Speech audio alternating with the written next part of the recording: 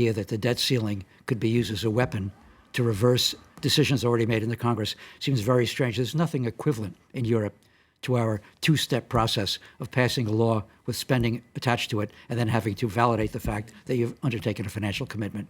I don't think people are laughing at the U.S. I think they're scratching their heads and wondering what's going on. I think the polls in Europe are slowly following the polls in the U.S. and wondering what the Congress is really up to. And I think the key word came up a moment ago. It was gerrymandering, which is not something we know about over here the way it's done in the U.S. Cutting up districts to suit your needs when down to the nearest neighborhood, the nearest street. It's reached a point now where people are frozen. It happens in Europe too, Ron. But not at this level of fineness. As they've got it now with so much information about voters' preferences that a great majority of the Republican House seats are very safe seats. Right now, though, the financial markets, they haven't overreacted to this news. The financial markets will do nothing until they panic and then jump off a cliff. We've seen that happen before. It could happen again. And the ticking clock towards the first Treasury bill, which can't be rolled over, is the one which will cause the financial markets to panic. But today, they're up half a point. I'm not sure that's why they won't panic, is because if there's a cue at one point that the speculative attack is to go on, then for now, they need to wait. They need to wait for that ceiling to be reached. Hasn't happened yet. The hardest impact of the shutdown, again, only felt if it goes beyond that deadline for raising the debt ceiling in 2 weeks. Some, though, already feeling the bite. William Hildebrandt reports. While Democrats and Republicans battled in Washington, tourists visiting America's most famous Civil War battleground in nearby Gettysburg, Pennsylvania, had little sympathy for politicians. When you plan a vacation for 6 to 9 to 12 months and you come to the location that you want to visit and you can't visit it, it's upsetting. From New York's Statue of Liberty to California's Alcatraz prison and Yellowstone in Wyoming, it's not just the tourists who the shutdown affects, but the employees working at the national parks. We're going to give it either 24 or 48 hours to see if it opens back up. If not, we'll have to close down. More than 800,000 federal employees face unpaid leave. Some agencies could send home up to 95% of their staff, which would also have an effect on nearby businesses. I'm going to lose a lot of business. I'm living day to day, so I'm praying not to shut down, honestly. It's crazy. People got to live. They got to make a living. They're making a living. Everybody else should make one. I just think it's all crazy. Crazy or not, only Congress has a cure, and many hope they can resolve their differences and get back to work. And we have, according to the news agency Wires, an aide to senior House Republican leaders suggesting passing a series of small funding bills to reopen individual federal agencies or programs at current spending levels. That's just come out over the wires. Patrick Hedger, do you think we could have some kind of stopgap solution to reopen the dialogue channel? Well, again, I think that's just a smaller scale repeat of what's actually been passed by House Republicans. House Republicans already passed a spending bill that would fund government at levels agreed to by the president, just with a measure that defunded the current Affordable Care Act, which is not an unprecedented move. Actually, President Obama himself has signed in numerous provisions into law that defunds, delays, and revises major provisions of the law to the tune of billions of dollars. Ron Freeman, I saw you shaking your head there. Well, there is administrative discretion on the application of every law. There is a very substantial undertaking to put in place a healthcare system which will be nationwide, a computer network which will affect 300 million people. You don't do that overnight, as the president has said very eloquently time and time again. I want to go back to the job issue and the concrete shutdown. It's crazy, though, that you would have 700,000 people jobless from today onwards. And it shows that what you have is a Greekization, of the biggest country in the world, economically wise. So this is where we're at in today's economy, in today's world. What happens in Athens for the Greek, the fact that their jobs are frozen, that their televisions are closed from one day to another. Okay, that's now happening in the United States. So until when will we go on with this crazy system that allows this? That's globalization, Francois. Yeah, but just a point, we keep comparing this to the last government shutdown, 1995. I mean, there is, on the economic level at least, the major difference is that the U.S. economy, and Barack Obama has addressed this directly, is much more vulnerable now than it was back in 95. It wasn't quite at the irrational exuberance level yet, that famous line by Alan Greenspan. But you have, 7.3% unemployment today. And for every week, I think, I'm not sure exactly where the statistic came from, but, for every week that this government shutdown could continue, we could take off perhaps, a fifth of a percentage point of growth of the U.S. economy for the fourth quarter, which is quite substantial when you think about it. The economy is just staggering back to its feet after the financial crisis. So you could say that this would have sort of a double whammy impact if you were to have the budget shutdown and then followed very quickly thereafter by a failure to raise the debt ceiling. That's absolutely right. In 1995, the economy was growing fast. The stock market was going up. Unemployment was half of what it is today. It was a much stronger position for the president. This is much more delicate. We're mentioning that late 1995, Republicans at the time taking what they said was a principled stance against Washington's spending. Democrats said it was a power play on Capitol Hill. Voters punished the Republicans for the shutdown. Bill Clinton easily winning re-election the following fall.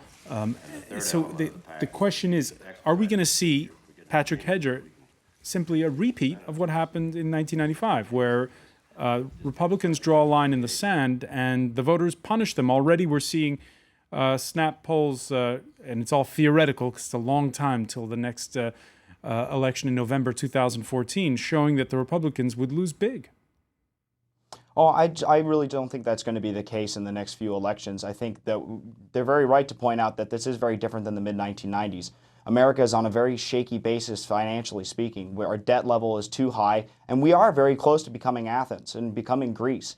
And that's a huge problem. And I think that's what the conservative leadership in the Republican Party is seeing, is that if we don't act now and prevent a fourth entitlement program that's underfunded by billions, if not trillions of dollars from going into effect, we're going to face real problems in this country.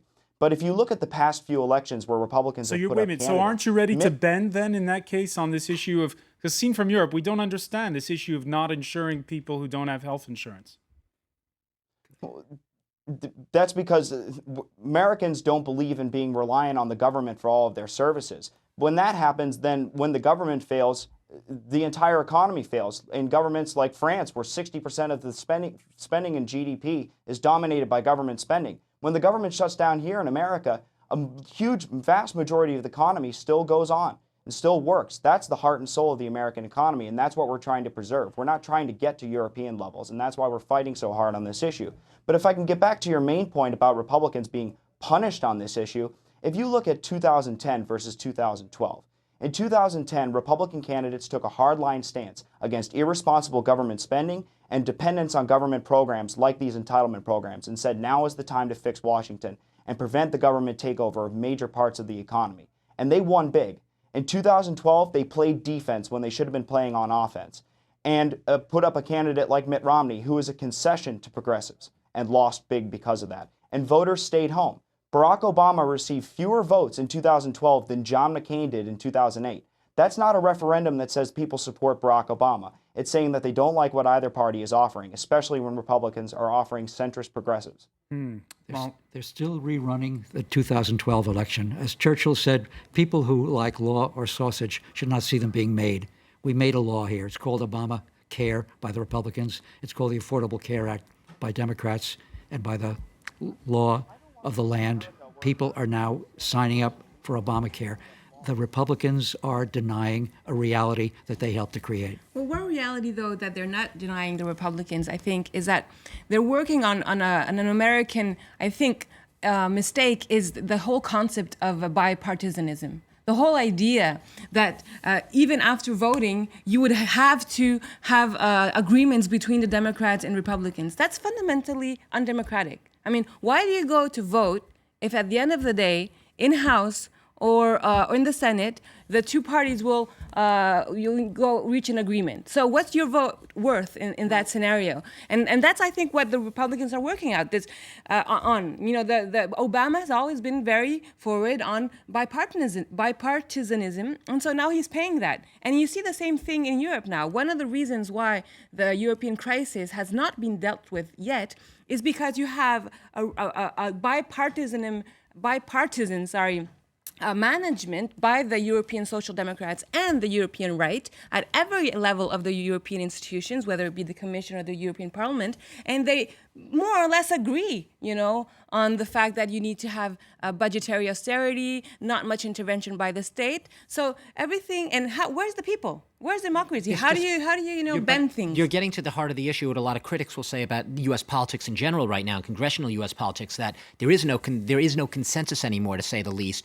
You know, the cliche term is partisan gridlock, but it goes beyond that. It's a war. You have two tribes, and they are at war. And the goal in this war is to bring down the opposing tribe at whatever cost and whatever it takes, which is why you have these vast amounts of money being raised and spent, and this is what most politicians on Capitol Hill now spend their time doing in order to bring down your opponent. You could make the case, and there are a lot of people who do, that this is essentially really not about Obamacare, so-called Obamacare. This is about an effort to sabotage, to bring down this president at all costs. They will take any cudgel that they can in order to do that and make it happen.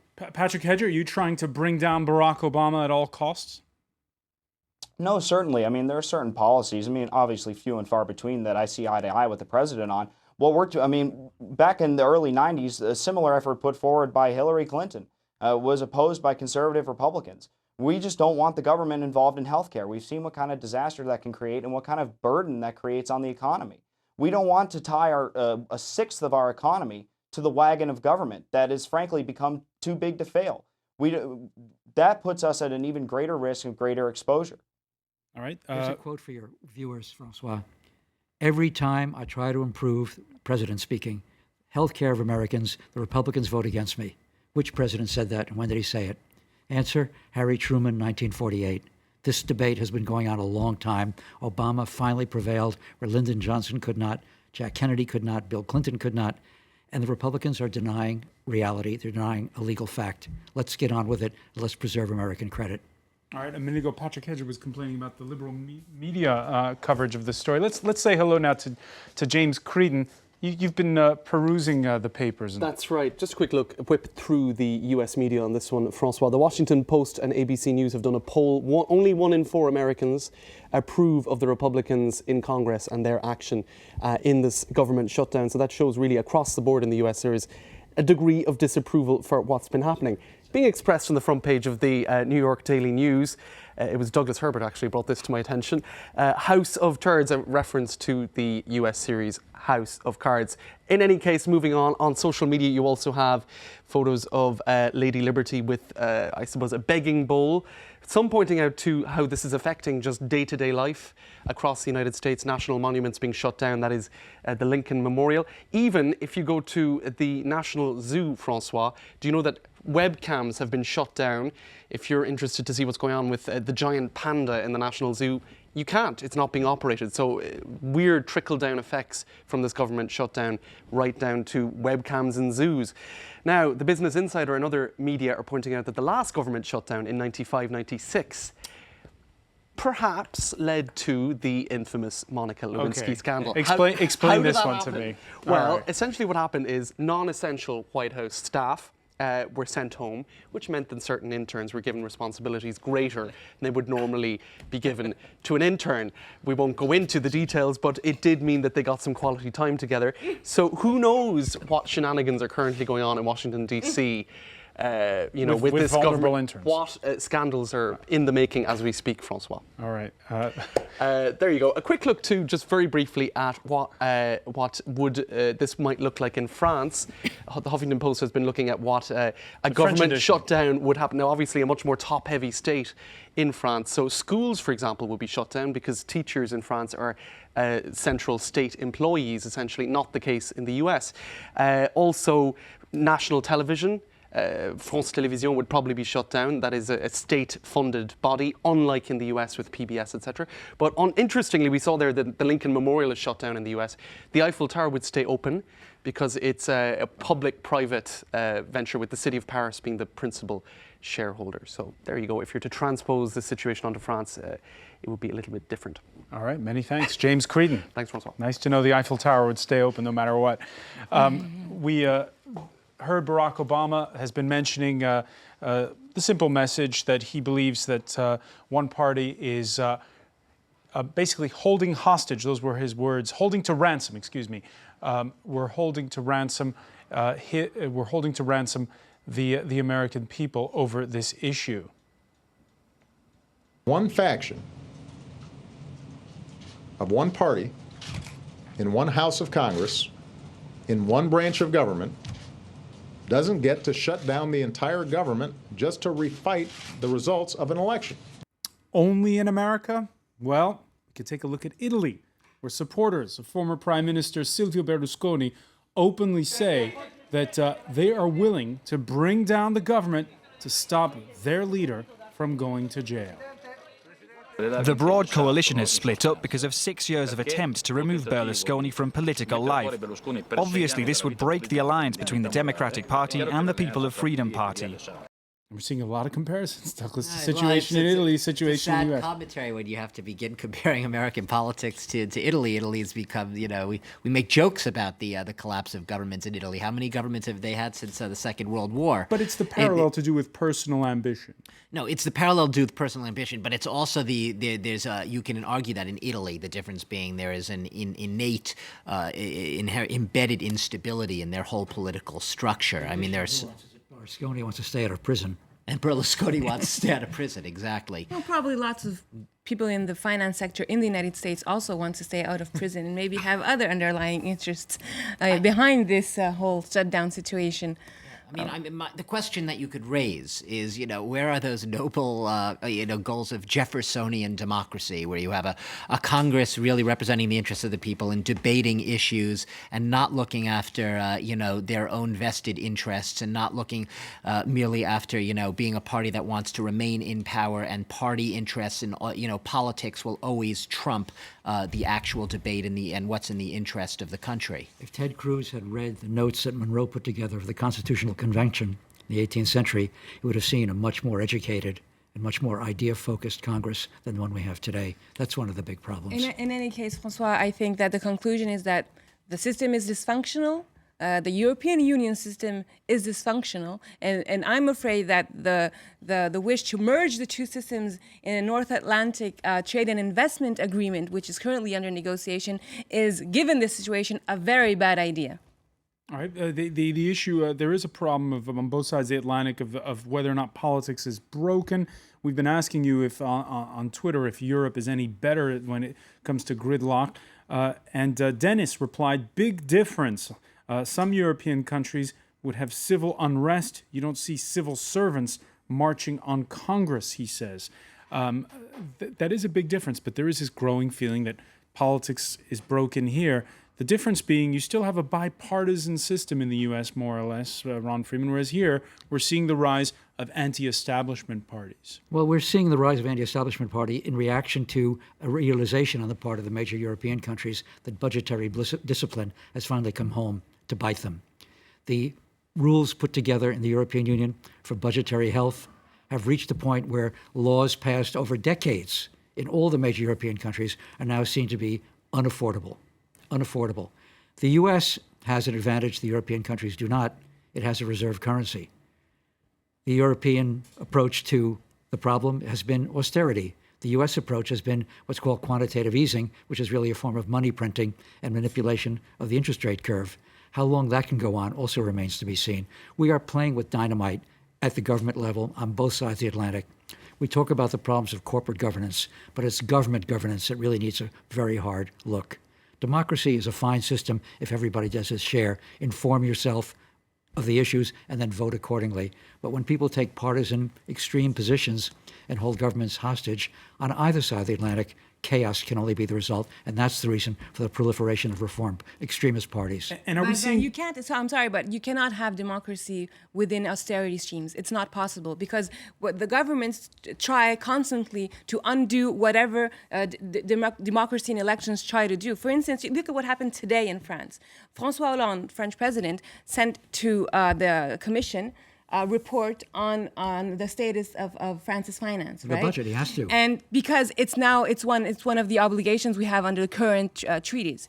And he writes in his report that the pension reform he's working on now in France will push pensions to the age of 66 years old for kids going into jobs at age 23 by 2035. So this is what he puts in his report. What he's saying to the French public is that he's keeping a pension age at 60.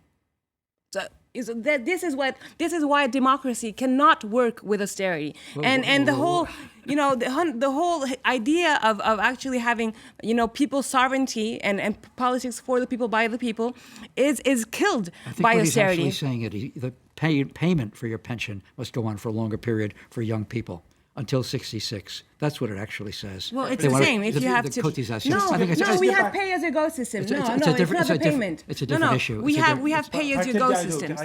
What we're seeing is that the anti-establishment parties that are rising a lot, especially in Southern Europe, a lot of them are on the far right, like what we've seen in Greece, like what we saw at the Austrian elections. Well, in Greece, the other left is more powerful than the far right. The far right, it represents 7% in Greece. But the Social Democrats and the right, the classical right, they make lots of noise around that because they want you to believe that there is no other alternative than the extreme right and the return of fascism or austerity and the current, mismanagement by a small oligarchy of the European institutions and austerity. But that's not true because just look at France. We exist, the Front de Gauche. We're having, although we're young and small, we have big scores. And I'm sure that now in the forthcoming European elections, we can go ahead of the Socialist Party in France. Let's see. Ron Freeman, you were mentioning a minute ago about the way that austerity politics are pushing a radicalization on both sides of the Atlantic. Is it the same in that regards? Are we going to see, or could we have surprises? We're talking about, again, we're getting back to the issue of whether or not we'll see a repeat of the scenario of 1995. You mentioned already one big difference. The economy is not in the same shape as it was then. Is Obama so sure that he'll be able to cash in with more votes for Democrats? Or could we see, again, a more radicalized public opinion, more polarized one, shall we say? It's already fairly polarized, Francois. I think the thing to fear now is the short-term risk of default on U.S. obligations, which the Secretary of the Treasury, Jack Lew, has pointed out unequivocally. We are seeing on both sides of the Atlantic a unification of financial markets. What is happening here is affecting the economy of India. It's affecting the economy of Russia. It's affecting the economy of China.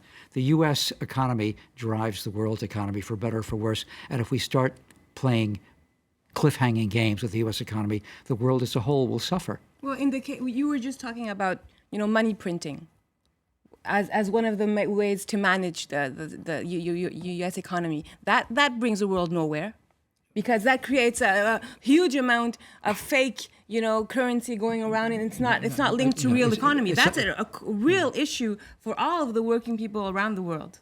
It's not fake. Sorry, Francois? It's not fake? It's not fake. What they have done, the Treasury has extended credit to the banks by buying bonds from banks and buying bonds from the capital market in order to make the system more liquid, to increase lending, which it has done, and to try to get the economy moving again, which it has done, but at huge cost. Quantitative easing has worked, but it's worked at a very high cost, and it has not been as effective as we hoped. But it's certainly been more effective than austerity policies, and it has been less of a driver to extremist parties than austerity has. And we're, of course, going to be continue to watch what happens coming up to that next deadline, if hopefully differences can be sorted out in Washington. Michelle on Facebook saying, we Americans are hopeful the next few elections will eject most of these ignorant, selfish, conservative people out of Congress. There again, bringing the conservatives. It's the only way America will survive. We'll continue to follow. We want to thank Patrick Hedger for joining us from Washington. We want to thank Douglas Herbert, Ronald Freeman, Raquel Garrido. Thank you for joining us here for the France 24 debate.